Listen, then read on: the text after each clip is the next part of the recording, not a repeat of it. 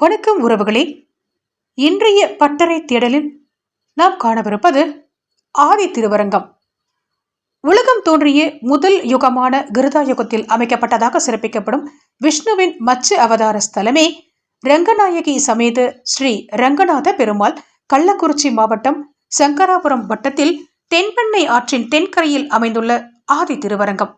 முதல் யுகம் மற்றும் முதல் அவதார கால தலம் என பல சிறப்பம்சங்களை கொண்டுள்ளதால இது ஆதி திருவரங்கம் என அழைக்கப்படுகிறது. திருச்சி ஸ்ரீரங்கநாதரை விட யுகத்தால் முற்பட்ட திருமாலின் முதல் தலம். ஸ்ரீரங்கநாதர் தாயார்கள் இன்றி தனியாக யோக நிலையில் காட்சியளிப்பதாகவும், ஆனால் ஆதி திருவரங்கத்தின் ரங்கநாத பெருமாள் ஸ்ரீதேவி, பூதேவி, பிரம்மா, கருடாழ்வார் என அனைவருடமும் 5 தலை கொண்ட ஆதிசேஷன் மீது போக சைன கோலத்திலும் காட்சியளிப்பதாக கூறுகிறது வரலாறு. பிரபலமாக உள்ள 108 திவ்ய தேசங்களுக்கெல்லாம் மிக பழமையானது ஆதிரங்கம் அல்லது ஆதி திருவரங்கம்.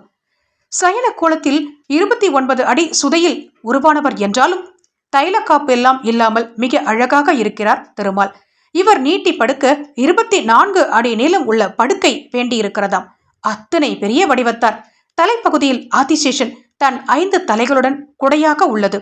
ஸ்ரீதேவியின் மடியில் தலை சாய்த்து பூதேவி அடிவருட பள்ளி கொள்கிறார் பெருமாள்.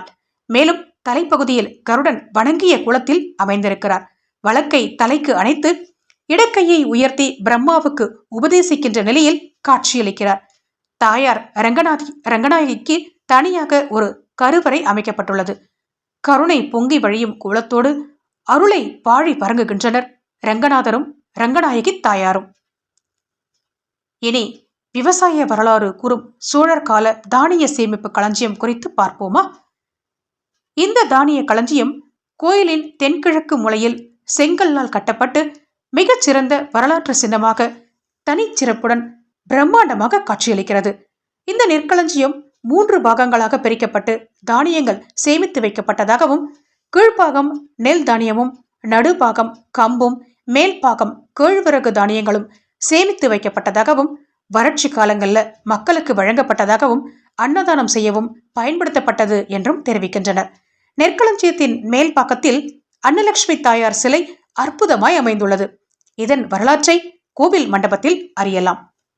மன்னர்கள் காலத்தில் கோவிலுக்கு ஒதுக்கப்பட்ட மானிய நிலங்களில் விவசாயம் செய்து அதில் கிடைக்கும் விளைச்சலில் 1/6 பங்கு தானியத்தை கோவிலுக்கு வரியாக கொடுக்க வேண்டும். அப்படி கிடைக்கும் தானியங்களை சேமித்து வைப்பதற்காக மன்னர்கள் காலத்தில் கட்டப்பட்டதுதான் இந்த களஞ்சியம்.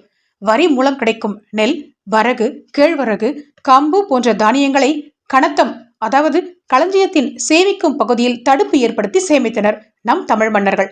இந்த களஞ்சியத்தில் சேமிக்கும் தானியத்தை கொண்டு கோவில்களில் வேலை செய்பவர்களுக்கு சம்பளமாக கொடுத்துள்ளனர். களஞ்சியத்தில் சுமார் 5000 களம் தானியங்களை சேமித்து வைக்கலாம் என்று கூறுகின்றனர். ஒரு களம் என்பது 12 மரக்கால் எனில் 5000 களம் என்பது எவ்வளவு என்பதை நாம் தான் சிந்தித்து பார்க்க வேண்டும். இத்தகைய சிறப்பு மிக்க இந்த களஞ்சியம் சரியான பராமரிப்பு இல்லாததால் சிதைந்து கொண்டே வருகிறது. தமிழர்களின் பொக்கிஷமாக விளங்கிய பெருமை மிகு இந்த தானிய களஞ்சியம் தற்போது தானியங்கள் ஏதுமின்றி தனியே வெறுமையாக வெறிச்சோடி காட்சியளிக்கிறது. தமிழரின் விவசாய வரலாற்றின் அடையாள சின்னமாக இதை சீரமைத்து பாதுகாப்பது நம் எதிர்கால தலைமுறைக்கு நாம் செய்யும் பேருதவி. மீண்டும் சந்திப்போம். உங்கள் முளைப்பட்டறை முனைவர் இளவரசி. வாய்ப்புக்கு நன்றி. வணக்கம்.